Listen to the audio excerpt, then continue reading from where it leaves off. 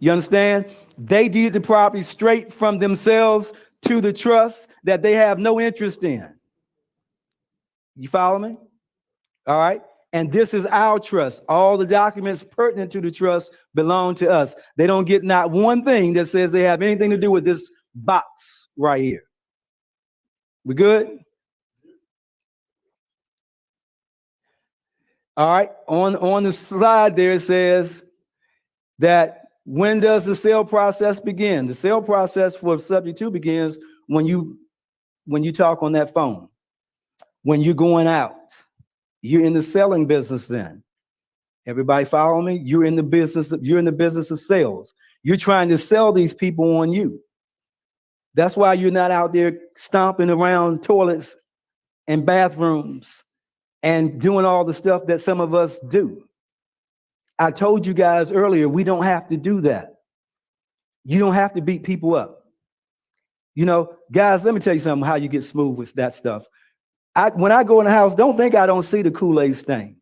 Don't think I don't see the big ring on the ceiling where they got a water leak. I see all that stuff. But I'm making friends. I'm talking. I'm engaged. I'm communicating.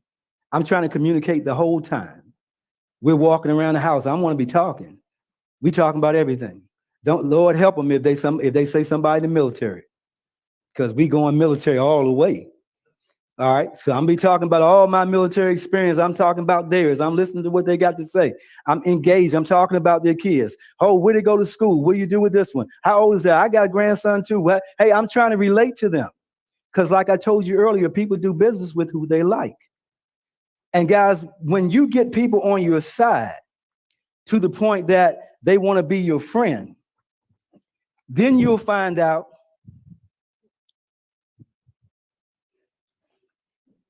see, no, we ain't doing the monkey right now.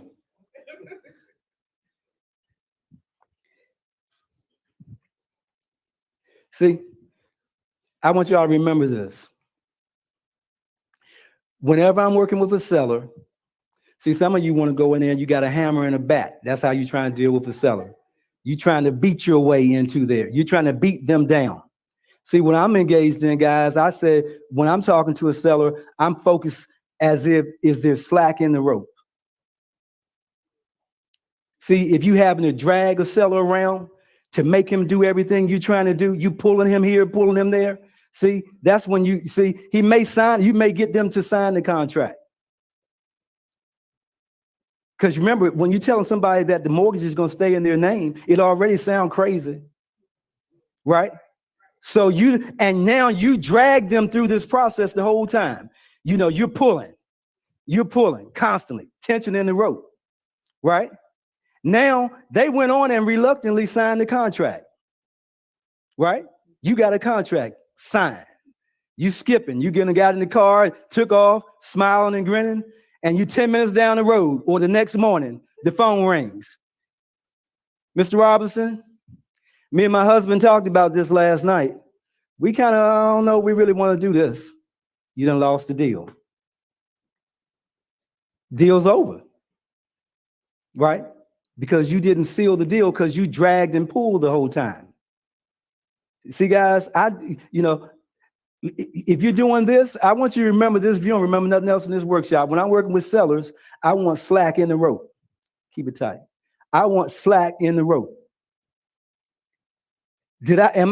Sometimes when you're actually, because sometimes we're so nervous when we're dealing with some of us haven't talked to enough sellers. We're so nervous and trying to focus on a script that we're not focusing on what's going on. Okay?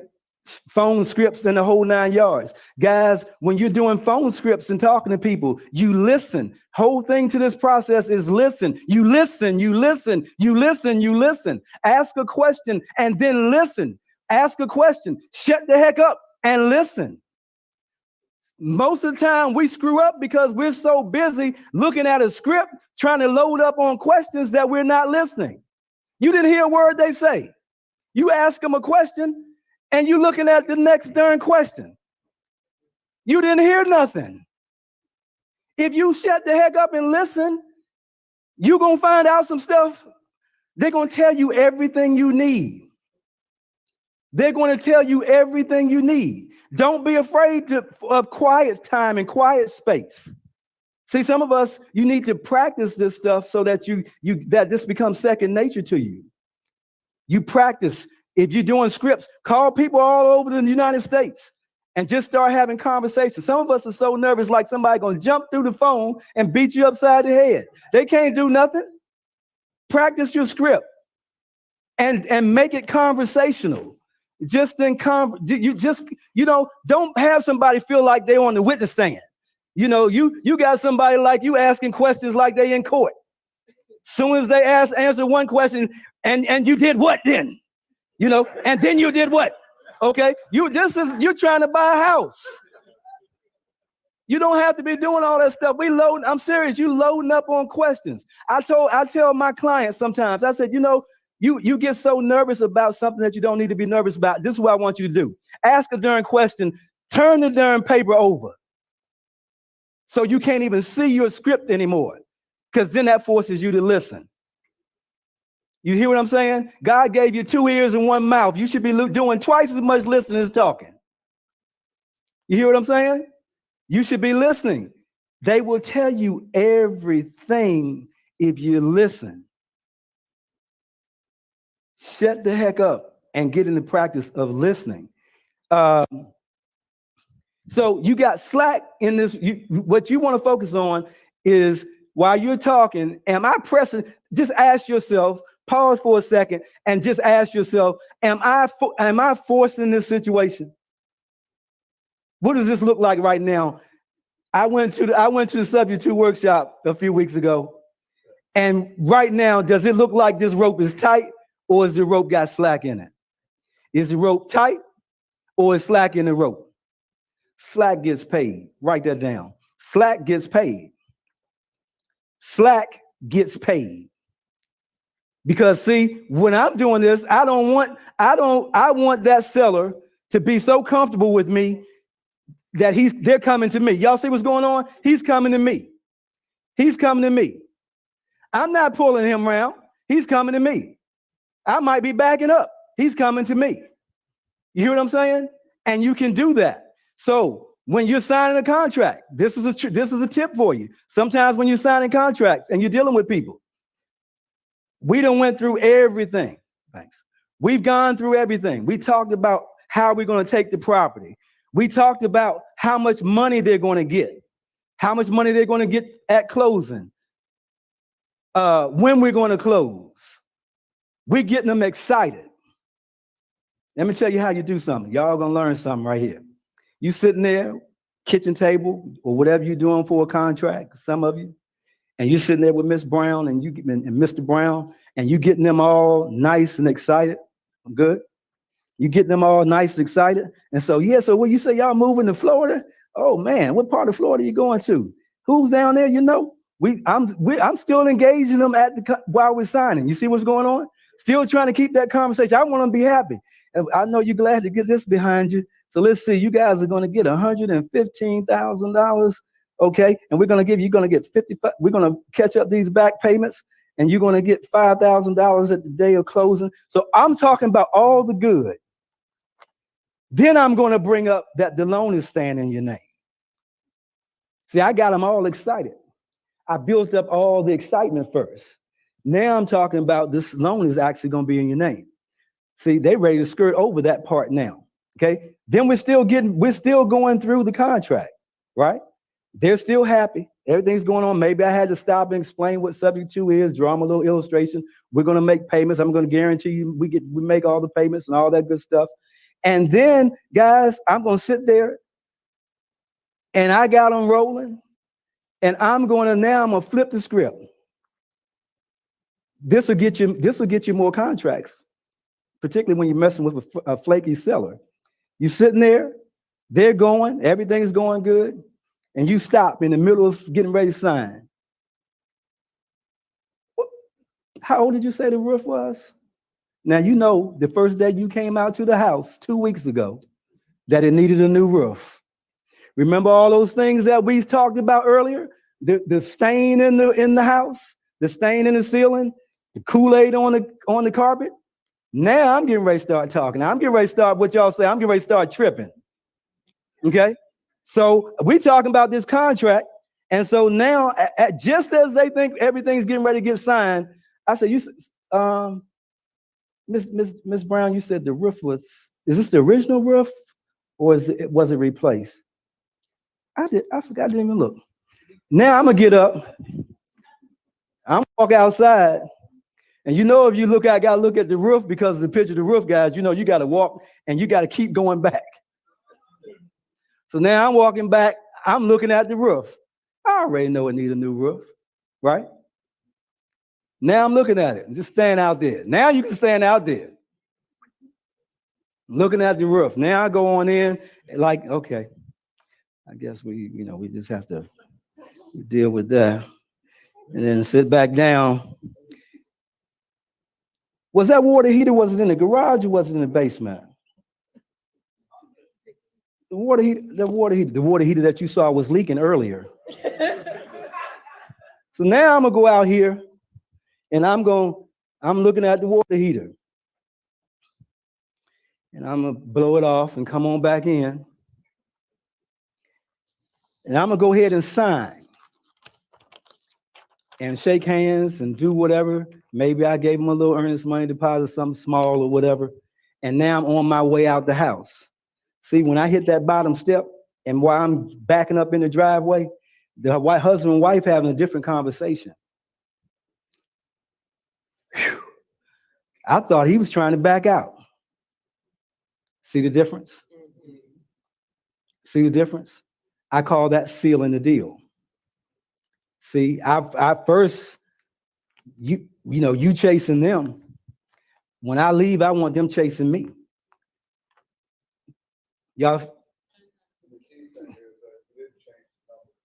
I didn't change the numbers. I stayed with whatever I committed to because I already knew all this stuff. You already knew it. Like I said, we don't have to go, and that's what I'm telling you. There are some times you have to be a little bit hard and be firm. But I love when I'm engaging with people like this, particularly when it's a subject too, because I want those people to be thoroughly on board with me. I don't want them to have any apprehension or anything like that. I want them to be, hey man, we got this house sold. I believe this is a solid person. They're going to take care of this thing. They're going to do what they say. Okay? That's what you want to have experience there. I mean, anybody get anything out of that? You think that's good? I'm telling you, if you flip the script and you actually focus on that relationship, again, focus on the relationship. Guys, I'm gonna tell you, people, relationship and not thinking for the seller. Relationship and not thinking for the seller. Again, never ever think for the seller. You don't know what they would do. I'm gonna tell this quick story and we're gonna keep it rolling. I had a seller several years ago. When I first got started, I was just getting started with this stuff pretty good. And I remember going down to this place in North Carolina and I met this woman at the house. And we walked through, she called me up on one of my bandit signs. And we were walking around the house. I was still green then, guys. I ain't nowhere near like this. I'm walking around the house with her and looking at it, and I ain't saying jack. I don't know nothing about all this form. I'm just walking around looking, right? We walk around the house, go back outside. My car's in the parked in the driveway, her car's in the driveway. We get outside and I'm just standing there with my hands in my pockets looking at the house. I ain't saying nothing. She ain't saying nothing. And she finally says, so what do you think? I said, well, like some of y'all, I was nervous. I say, I just still need to run my comps. And I mean, I saw some comps, but I need to go ride around, look at it and everything. And I'm gonna do that and I'll get back with you and see what we can do from here. She said, well, why are you thinking? You just get back with me because I'm selling this house. And she gave me the keys. She handed me the keys to the house. This is a true story. I think I was probably on house number 4 or 5 when this happened to me. She handed me the keys to the house. And she just took off, backed off out the driveway and took off. And I'm standing there with the keys and looking at the house and looking at her driving off with the keys and looking at the house Like, what in the world is this? Somebody gave me the keys to the house. And so I didn't know what to do. I mean, I was like just stunned. So I went on back in again, I went back in the house and walked around. And I'm like, okay, now I got to figure this out. What am I going to do with the house? What am I going to do? So I went and I actually did ride and look at my little comps that I had and everything. And I didn't call her. She called me the next morning. She said, did you think of what do you want to do? Are you prepared to make me an offer? She said, I've got to go to the house at like 2:00.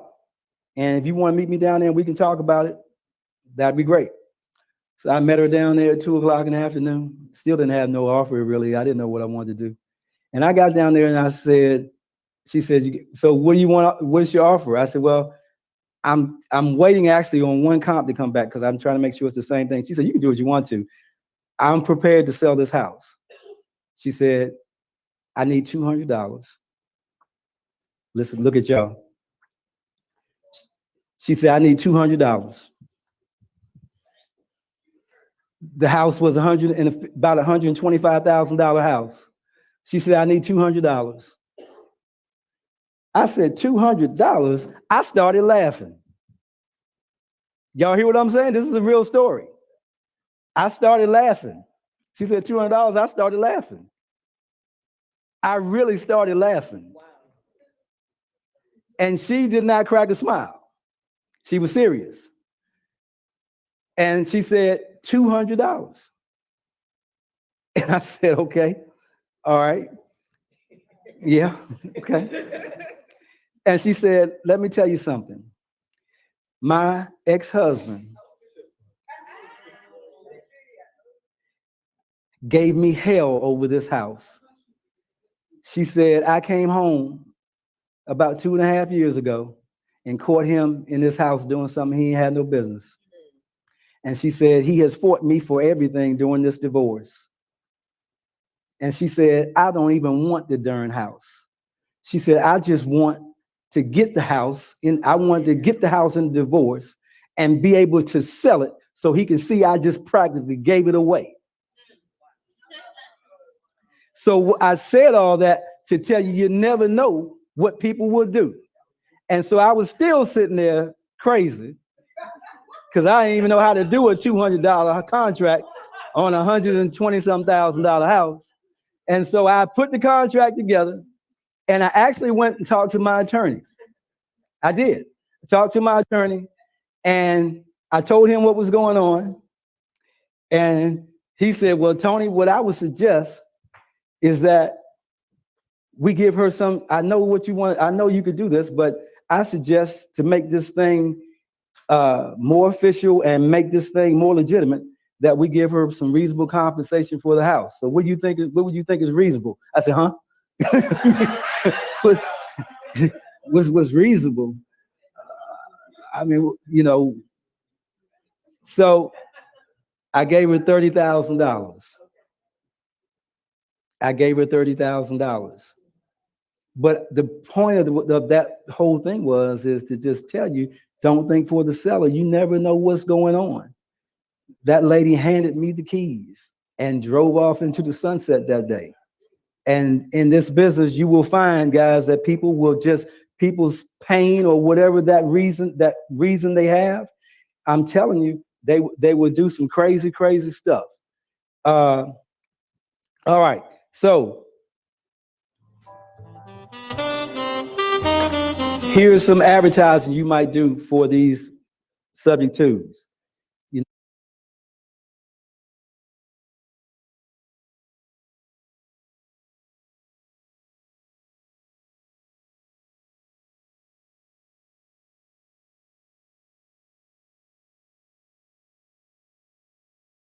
All right, guys. Did y'all enjoy looking at that? What you think? What you think about the $200 proposition I had? What you think about that? Guys, I'm going to tell you, one thing that you want to understand and know in this business, guys, is that that's a rule. We never, ever, ever think for the seller because we don't know what their motivation is. is. You know, when I was in that property, or when I was meeting that young lady at the property, and we were standing out there in the driveway talking, and when she just handed me the keys, that was early on in my investment career. And just like you heard me saying there in the video, I was sitting there, she took off because I was sitting there indecisive, didn't know what I wanted to do or how to do it. And I was sitting there making up excuses where I need to look at my comps, I need to check this, I need to check that. And she handed me the keys, basically telling me to figure something out. And then, as you heard in the video, when she told me, when I asked, you know, she told me, what do you think? And I said, well, I'm doing this, doing that. And then when she told me what she needed, $200 for the house. And I just literally seriously started laughing, because I knew there was no way possible that she was going to sell me that house for $200. And I still believe to this day that had I not went to my attorney and talked with him about how we should proceed with that, I would have had that property for $200, because she was bound and determined that that's what she was going to do, because her whole objective was to spite her husband. So again, you're asking questions, engaging with the seller. You never know their motivation. You always want to make sure that you're listening to their pain, and you're listening to hear. You're listening not to just be loading up on questions, as you heard me say in the video. Get comfortable, guys. Get comfortable asking questions. Get comfortable with silence. Silence is actually your partner. Get comfortable with silence. You don't have to have all the answers. Many times we get in situations thinking that we have to have all the answers. We don't have to have all the answers. So I want you to look on page 11 in your manual very quickly. Page 11 in the subject to portion of the manual.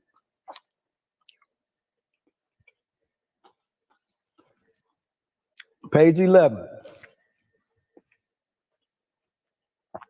Trying to give you time to get there. I'm going to see if I might be able to put it up myself.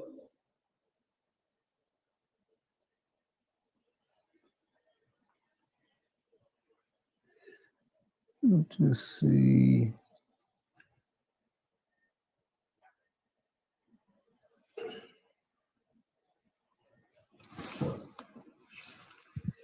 Okay. All right, everybody's on page 11. And on page 11, what we have is what I call my seller lead data form. And this is something that you might use. It's basically a script, but it's not in a scripted format. And so this is what we use in our business, guys. So basically, if you're taking calls, you know, some of you guys are using VAs or whatever, however you're doing it, you're having them to ascertain all of this information, okay? So on this sheet, what you're seeing is right at the top, it says, how did you hear about us?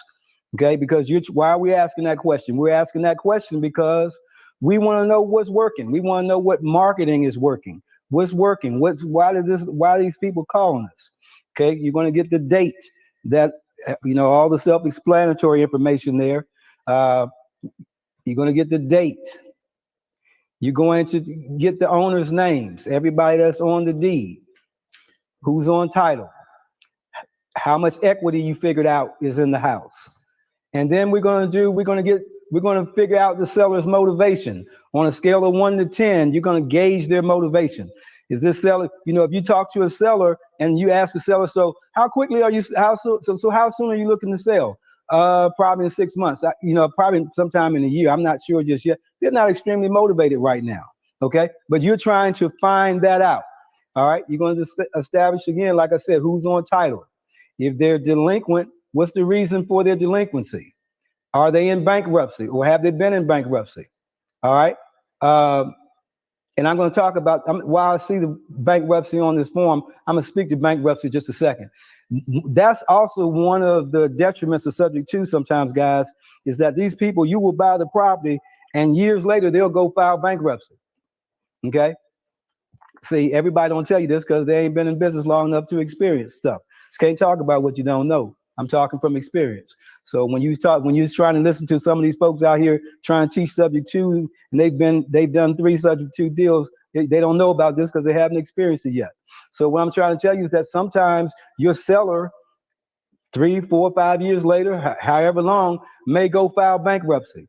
And then you got another problem because the house may be a part of the bankruptcy process. Okay, so now you're having to explain to a bankruptcy trustee, all right, or your seller's attorney, why this property is in your name, or why you got their property, and they want to see the documents. Okay, they want to see the documents. I've had many times where a seller has filed bankruptcy, and then I'm on the phone with a bankruptcy trustee, in some cases, giving me the business, telling me that I took advantage of these people because on the contract, he saw $1 because I put $1 on my contract. Okay, I put $1 on the contract as earnest money deposit. And he said I didn't give them adequate consideration. All right. So that's what they're saying. So I'm just telling you, you're on the phone arguing with this person, trying to tell you that you didn't give them enough money for the property. And what kind of transaction is this? So these are some of the things that I was talking about earlier, some of the mechanics and things going on behind the curtain of a subject to transaction that most people never say anything about. So I've had subject twos, and typically what will happen is you will eventually satisfy that trustee because you're going to give them the documentation. You're going to let them know this was a legal and bona fide transaction. You conducted it with an attorney. The people sold the property. You have disclosures that they acknowledge that this was actually a sale, and we're going to get to those documents later. So you're going to satisfy the trustee, and typically what happens, guys, is what will happen is when that bankruptcy gets discharged, oftentimes, well, what the lender will do is they will actually start calling that loan unsecured debt. So you will still be able to retain the property. Even the seller, if they still owned it, would be retaining the property as unsecured debt, meaning that it's unsecured for the most part, but the lender still has a note against the property that they can call the deed, that they can foreclose on the instrument at their discretion. So as long as you make payments, it's not a problem, okay? As long as you make payments, it's not a problem. The great thing for that seller at that time is because it's considered unsecured debt, the bankruptcy court will stop the reporting, or they would have the mortgage company stop reporting it on the credit. So it will no longer be reported on your credit, on your seller's credit report. All right. It will no longer be reported. So now it doesn't matter.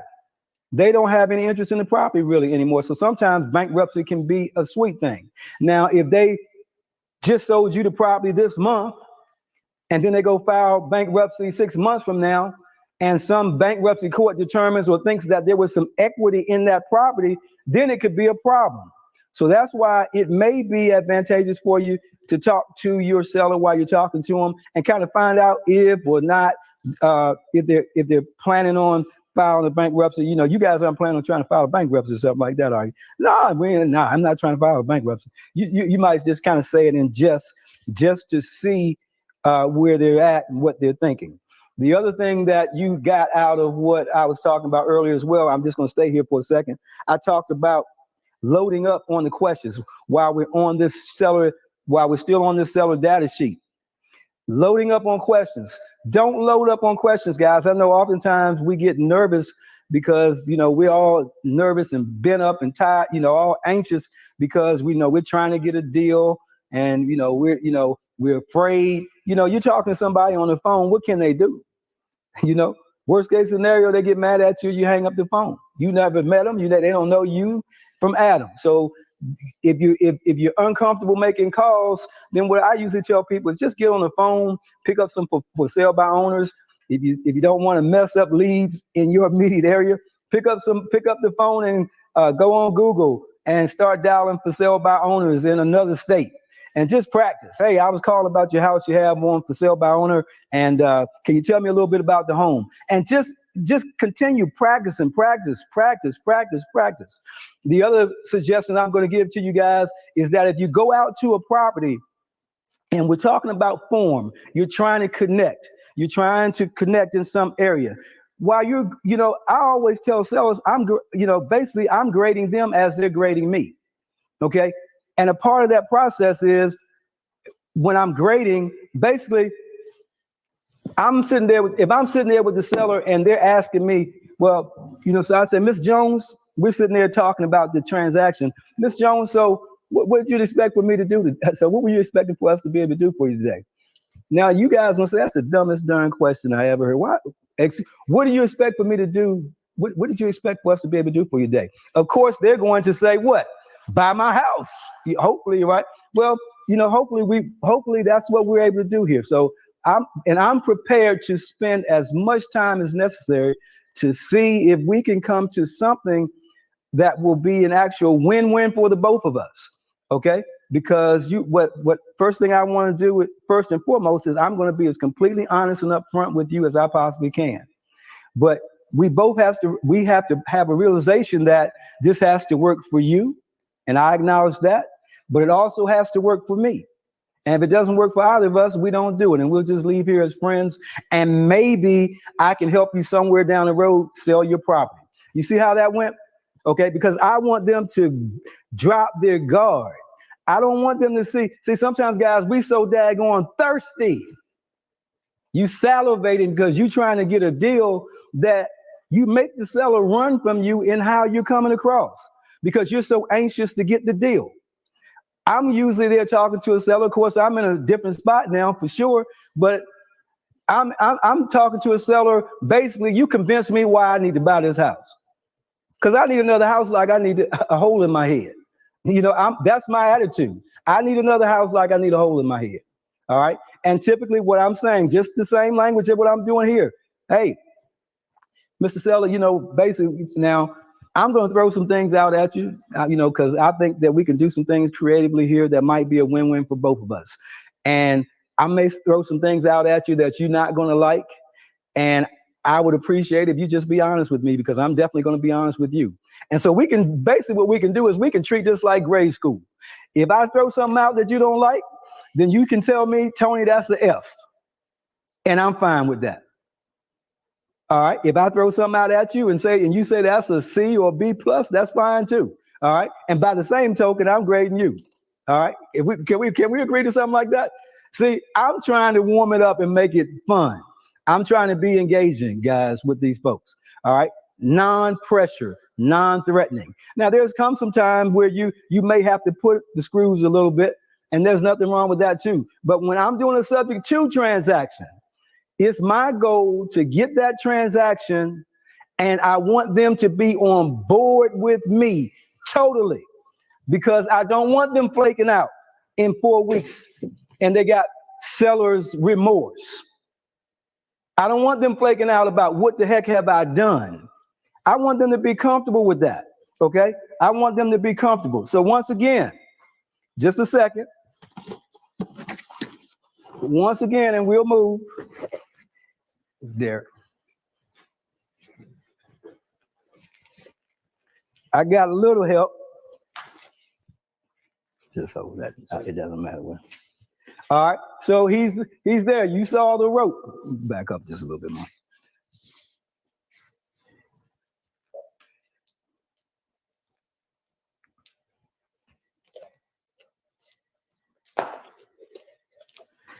Let's just let it go down. That can go down. That's it. That's good. That's good right there. Just going back. All right. You can go back a little further. There you go. So you guys saw the rope, and without us having to untangle this thing, there you go. You're good now. All right. So you saw the rope. Okay. You can come back in the picture. All right. And the whole thing, particularly with subject 2, you see this tightness in the rope? Pull it. Y'all see that tightness in the rope? I want you, just like I said in the video, I want you to continuously, as you're negotiating with this seller, in particular when you're doing subject to transactions, think about this workshop and say, hey, Tony said, am I pulling or is there slack in the rope? Am I pulling or is there slack in the rope? Okay, you don't want to pull somebody around and you're trying to coerce them into the subject to transaction. You want them to be on board with you. All right, so you want slack in that rope. And not only do you want slack in the rope, you want to be saying things in a manner where they're coming to you. They're actually coming to you because of the slack that you've caused. Okay, and like I said, slack gets paid, guys. Slack gets paid. So when you master that, I'm telling you what, you're going to close some deals. You're going to close some deals, or you're going to close more deals. Slack gets paid.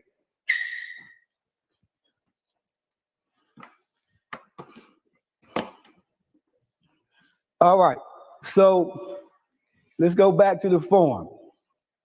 All right, so if you look here, all the questions, and particularly most of the questions that you see highlighted, most of the questions are self-explanatory, guys, so I'm not going to get into everything, but I'm going to get into just a few of them. You can read them because, you know, most of it, description of the property, you know, you're just getting the information. It says currently living in the property, yes or no. Want to stay, yes or no. The house is vacant, the property is vacant, yes or no. Rental, yes. How much? All right. All right. Tell me a little bit about your home. Guys, when you ask them to tell you a little bit about their home, shut up and listen. Let them talk about it. Oftentimes some people get very descriptive. They want to tell you everything, right? And you may have to, you know, like you playing jump rope back in the day, you have to, you know, you playing jump rope, you had to try to get in. So you might have to get in because they might be talking for 30 minutes, but you want to, you know, you kind of jump back in there and get back on point with your questions. All right. So they tell you a little bit about the home. If they just tell you, well, it's a 3-bedroom, 2-bath, I still try to have or get them to talk a little bit more. You know, are there any special features to the home? Is there anything? Tell me what you like least about the house. Tell me what you like the most about your house. Tell me what you like the least about your house. All right.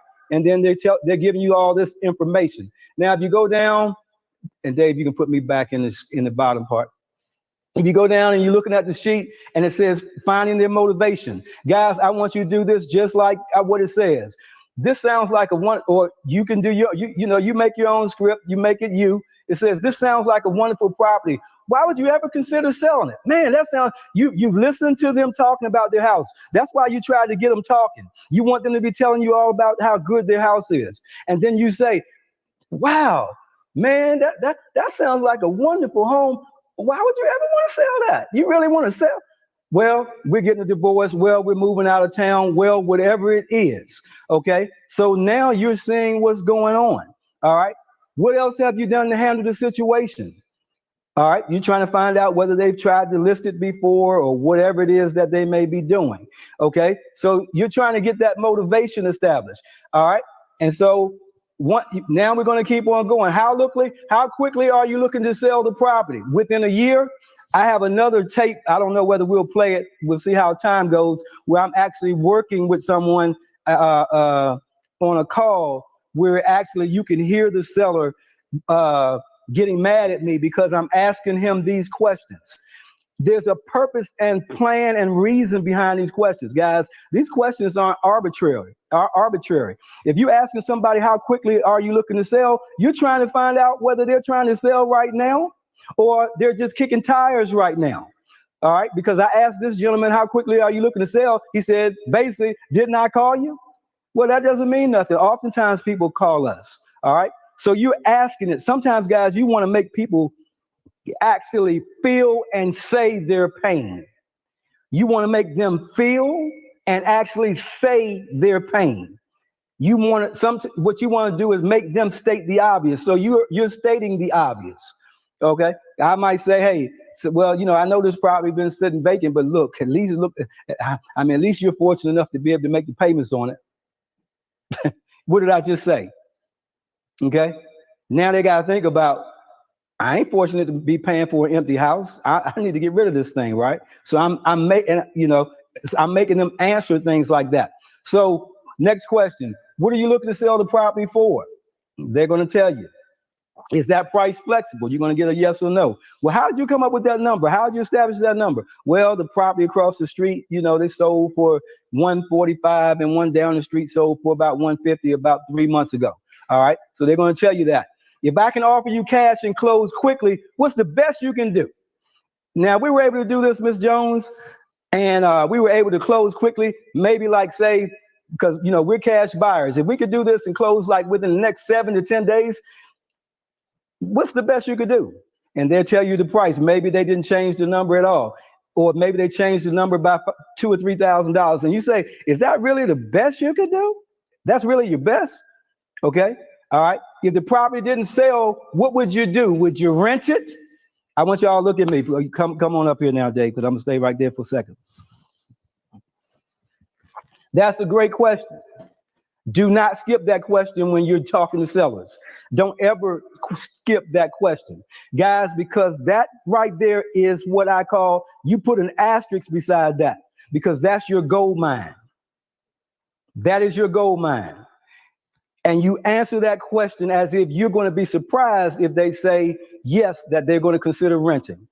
You're going to answer, you're going to say just what it says. So if the property didn't sell, what would you do? Would you rent it? All right. And then they're going to give you an answer. If they say that they're going to rent that property, then you need to start dancing. Okay? You need to start dancing, because now what has happened is every strategy that's available to you is on the table. Okay? Because I want you to listen to this. Because this is real. This is stuff. This is stuff that is important. When they say yes, it's up to you to close that deal. When they say yes, you need to have enough tools in your tool belt to seal the deal. This is why. Because in most cases, particularly if it's just a layperson that has a house that they were living in, and they've moved out of that property to somewhere else or whatever, and they sit there and they tell you now that they're willing to rent that house, that means that they're willing to go into a space that they don't know anything about. All right? They're willing to become a landlord by default and take that risk. So that means if they're willing to be a landlord, that means that they may be willing to do subject to. They may be willing to do a lease option. They may be willing to own or finance. And the only reason you don't get that deal is because you don't know what the heck you're doing. Put asterisks beside that one. Put an asterisk beside that one. All right. So you're going to get all the rest of this information. When did you buy? You get all that good stuff. All right. They got a loan on it, you know, and I'm going to tell you guys, don't be afraid to answer the questions. To ask the questions. And I'm going to be honest. I tell people this all the time. When I first was doing this business, I was afraid to ask people about how much you owe on the property. Okay. Because I know how I am. All right. So that was one of the questions that I was very reluctant to ask.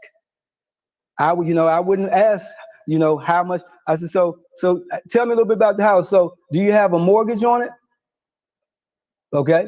And then they're going to tell you yes or no. And so how much do you owe on it?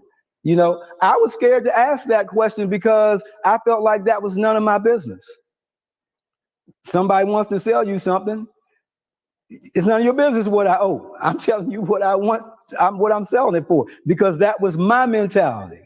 So that's where sometimes we got to come up out of ourselves and not thinking, and just be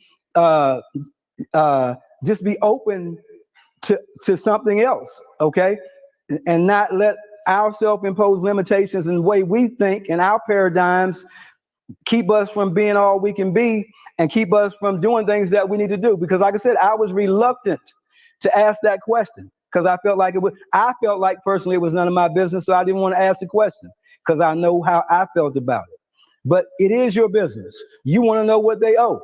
All right. And most people, guys, I tell you, when we do this, typically, very rarely do we get people that won't give you that information. And you just, like I said, you make this seller lead data sheet conversational. Okay.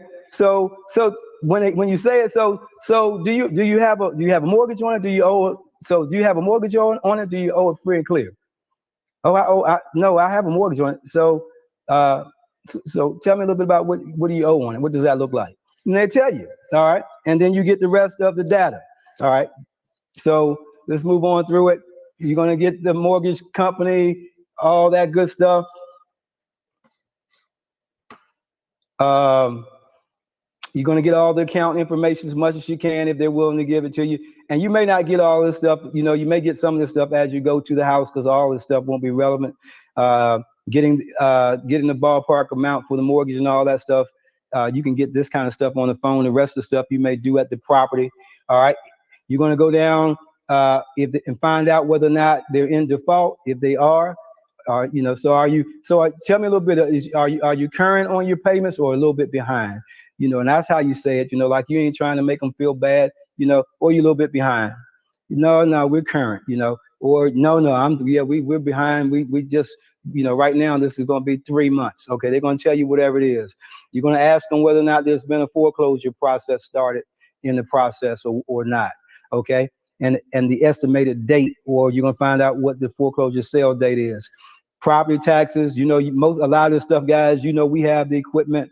You know, this is what you're doing on the phone, just having conversation, but you know, we have the ability to get all this information through some of the, you know, deal machine, prop stream and everything else that we use. All right. Then we go down here when we're getting ready to set the appointment. We're going to tell them, hey, we need to come out, take a look at the home. What's a good time for you? You want everybody that's going to be on title. Everybody on title, you want them at the house at the same time. You don't want to go out there and you trying to talk about this thing and you're talking to the wife and the husband is the decision maker and vice versa. You want them both there so that you can explain whatever it is you're going to explain with both of them there. You don't want to be explaining what you're doing to the wife and then the husband comes home and she's trying to halfway explain what you said, and that sounds like some crazy stuff, and now you probably lost the deal. So you get everybody in the room at the same time. All right, and then you're going to ask them, you know, these are the things that I like for you to gather up for me if you possibly can. So you're going to ask them about their house papers, the mortgage documents, you know, all those things that you sign, all those papers you signed when you bought the house. And you want them, if you can have that, it'd be really convenient for us. So you're going to get all this stuff. All right. And if you're going to do a short sale strategy later, then these are additional things that you'll want. All right. So that's pretty much the seller lead data sheet, guys. And this is a part of what you did prior to actually going out to the house. Then you know you're going to do your comps, you're going to do all your research so that when you get to the house, you're prepared to do what you're going to do. And you're able to do your presentation and your education and negotiation. Because if Ms. Brown told you about the house that sold across the street, now when you come to see her, because she told you what sold, you've actually done your comps, and you're coming in there with you're coming there with your paperwork. All right, when it gets to this point, you come in there with your paperwork, and and you got, you know, you've done a little bit of research or whatever you're doing, and now you can tell them about how what their house would reasonably sell for. If they're comparing their house to the house across the street, well, the house across the street, well, Ms. Brown, I know that's a nice house.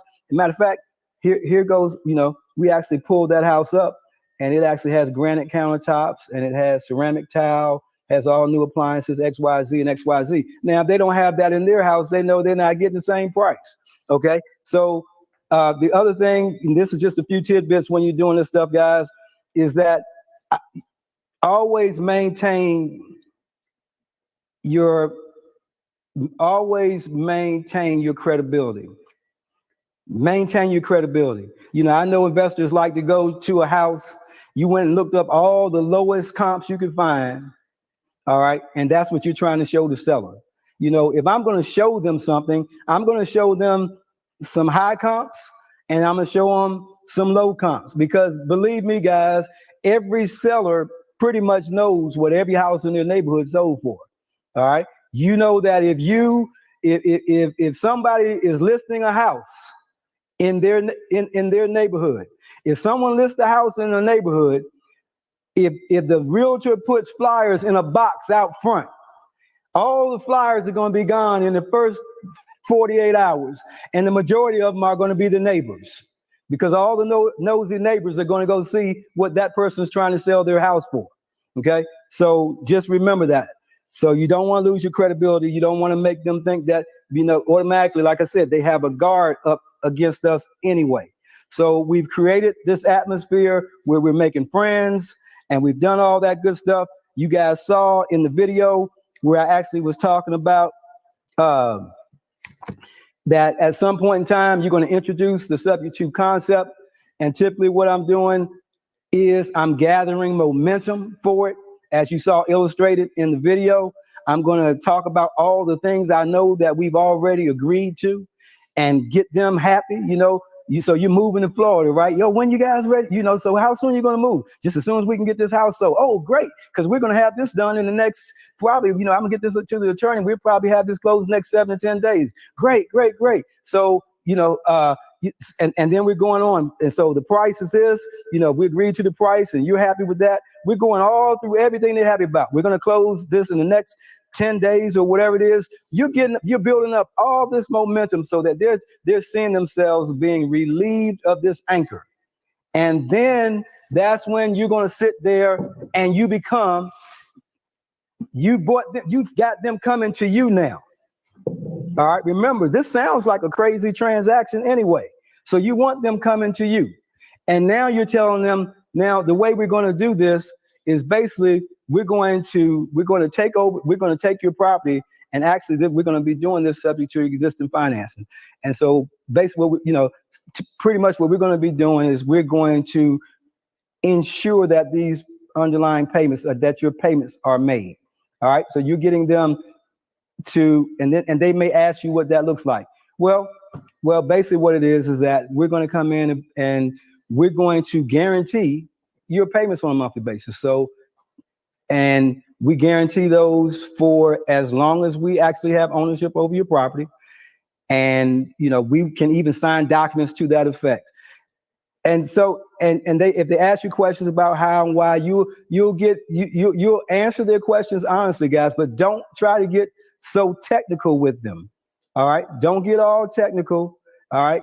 Because if you do that, if you try to give them a real estate class, you're going to lose that transaction. If you saw in the video, I'm not going to go back and repeat everything that you looked at in the video, but if you saw me in the video, the one thing that I actually was doing was I was telling you that once you have built momentum, now you want to be the reluctant buyer. All right. So once you build the momentum, just like in the video, now you're going to be a reluctant buyer. So I got them agreeing to everything. We're ready to sign the papers. They're ready to sign. I'm sitting there at the table or whatever, and we're writing. And that's when you all of a sudden just start remembering stuff. Ms. Brown, where was the heat unit was it in the basement or in the garage? I'm trying to remember. I thought I saw it. Can't remember. Okay, they said, well, it's actually in the garage. Now I need to go out here because I want to go take a look at it. You already know that thing was about 30 years old and needs replacing. But now, right as you're getting ready to sign the paperwork, you bring it up. Okay, all right, and Miss Brown. Okay, and maybe you go out there and take a look, and you come back in and sit down, and then all of a sudden you have another revelation. So is that the original roof, or did you guys replace it? Has it been replaced, or that's the original roof? Now I got to get up and go back outside one more time, just like you saw in the video, guys. And you're walking back, and you're looking up at the roof. You got to walk way out there so you can see that roof pitch. And you knew it needed a roof when you pulled up in the driveway. So now you're using all those things that I told you not to talk about when you first came in the house. You're just bringing them up. You're making mention of them. And so you're satisfied pretty much. Okay, well, you saw it. And now we go back in and you're going to sit down and sign the paperwork. Like I said in the video, now when you sign that paperwork and they sign it and have done that contract, when they have that conversation, when you hit the front doorstep, It's going to be a different conversation. They're not going to be talking about, well, this transaction sounds crazy. Did you understand all that? No, they're going to be talking about, man, I thought he was trying to back out. Because now you had all the momentum and then it seemed like you were running away. Okay? So that's just one part to actually getting this transaction. The other thing I want to do, let's go through a few more. We're going to go through a few more slides real quick. We're going to talk about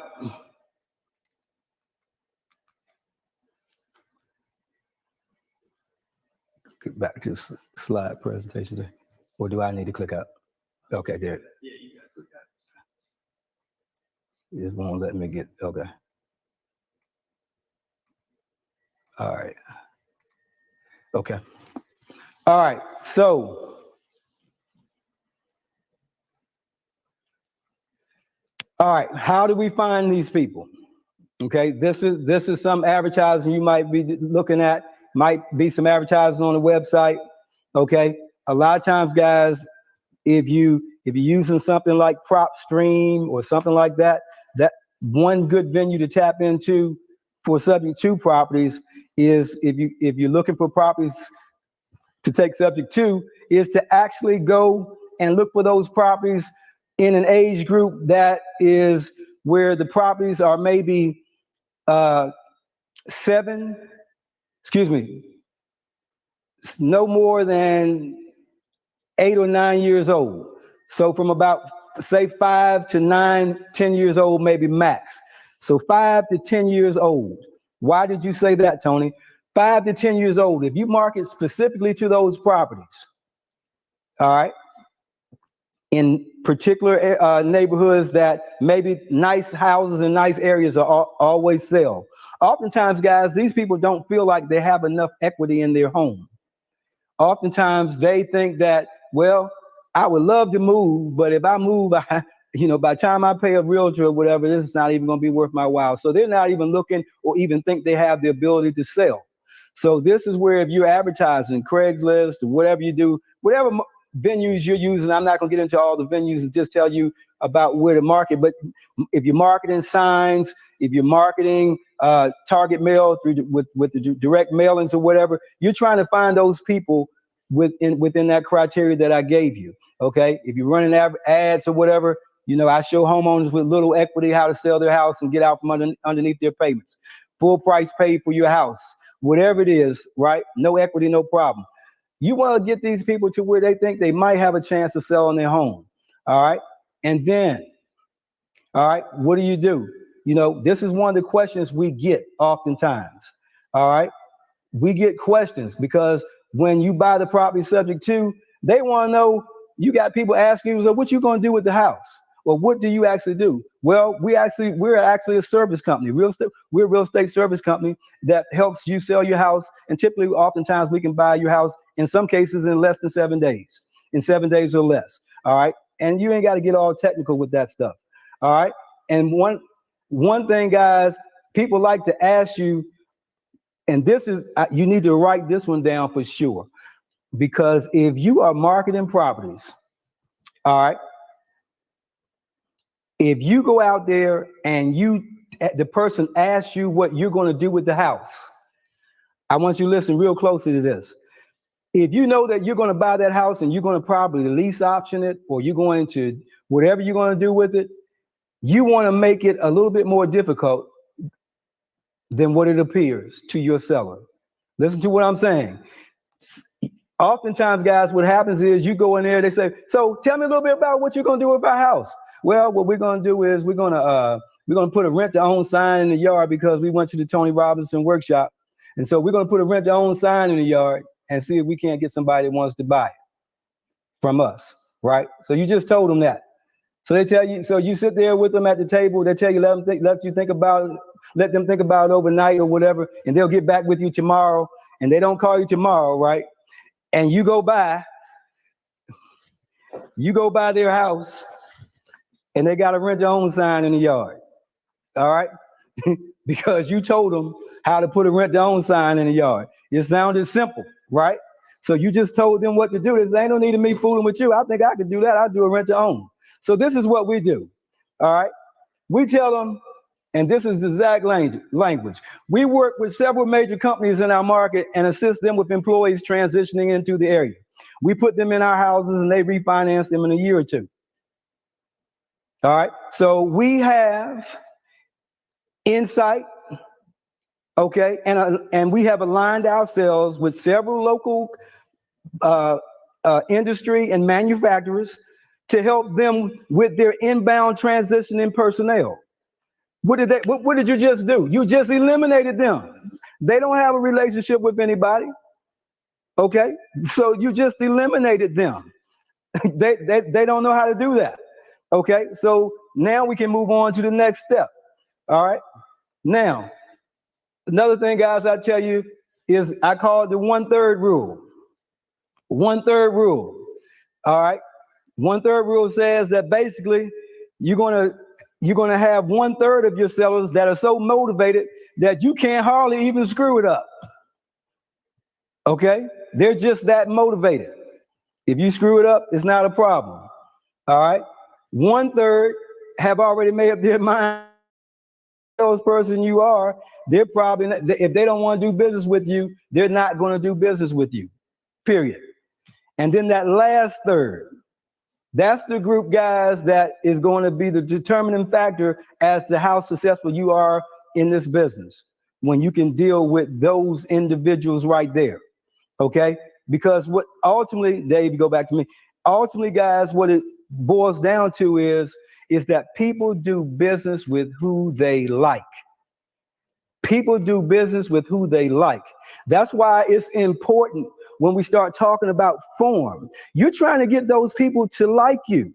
You're trying to get those people to connect with you. You know, guys, I've had people that have connected with me that actually have been the problem solver for me. For example, I'm sitting there talking to a husband and wife that were trying to sell me a home that they basically had like a $30,000 mortgage. I mean, they had like a they didn't have any mortgage on the property. Okay, so they're trying to sell me their free and clear property, and they needed some cash. And we were sitting there at the kitchen table talking, and then the wife actually volunteered. She said, you know what, George, what if we really need some cash, we could probably take a line out on the house, and then Tony, you could pay for, then you just pay, then you would pay for the line. They came up with the